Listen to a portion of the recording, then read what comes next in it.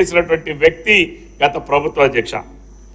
అంటే ఇవన్నీ ఎందుకు చెప్తున్నా అధ్యక్ష అంటే మన రాష్ట్రంలో గతంలో ఏ రకంగా ఆర్థిక నిర్వహణ జరిగింది, ఏ రకంగా ఆర్థికంగా మనం ఏ సెక్టర్స్ లో వెనుకబడిపోయాం, ఇవన్నీ కూడా ఈ సభ ద్వారా రాష్ట్ర ప్రజానీకానికి తెలియచేయాలనేటటువంటిదే నా ఉద్దేశం అధ్యక్ష.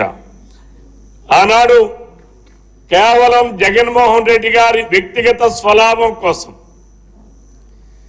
పోలవరం నిర్మాణం పూర్తయితే, లేదు అమరావతి రాజధాని నిర్మాణం పూర్తయితే చంద్రబాబు నాయుడు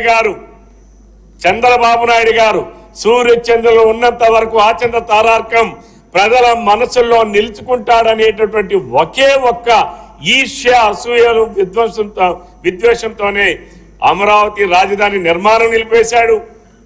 అలానే ఏదైతే పోలవరం 72% పూర్తి చేసినటువంటి పోలవరాన్ని కూడా నిలిపివేసినటువంటి పరిస్థితి, ఆనాడు ఏదైతే ఏజెన్సీలను మార్చడం ద్వారా డయాఫ్రమ్ వాళ్ళు పూర్తిగా పోయినటువంటి పరిస్థితి, తద్వారా ప్రాజెక్టుని నిర్మించలేనటువంటి పరిస్థితికి తీసుకొచ్చినటువంటి వ్యక్తి జగన్మోహన్ రెడ్డి గారు అధ్యక్ష.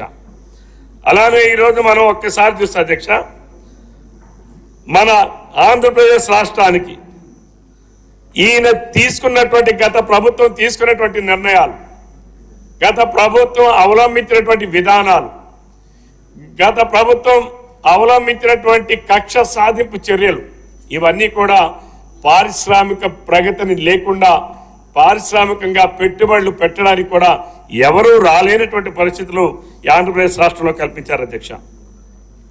అందుకనే ఎప్పుడు కూడా అధ్యక్షులు వారు చెప్తారు అధ్యక్ష, పెట్టుబడులు వస్తేనే ఉపాధి అవకాశాలు పెరుగుతాయి, టూరిజం అభివృద్ధి చెందితేనే సర్వీస్ సెక్టర్ అభివృద్ధి చెందితే ప్రభుత్వ పెట్టుబడి లేకుండానే ప్రైవేటు పెట్టుబడులతోనే ఉపాధి అవకాశాలు మెరుగుపడతాయి అధ్యక్ష. ద్రవ్య చలామణి ఉన్నప్పుడే ఆర్థిక వ్యవస్థలో